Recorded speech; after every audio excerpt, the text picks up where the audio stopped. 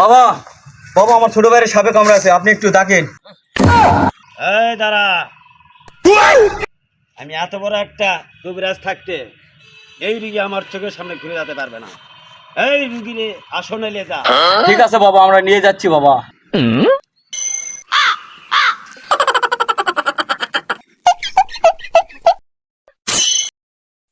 Hello. এই সাপে কেটেছে, এটা তো কাল লাগেনি।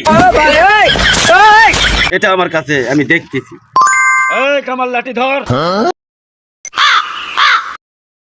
Oh no!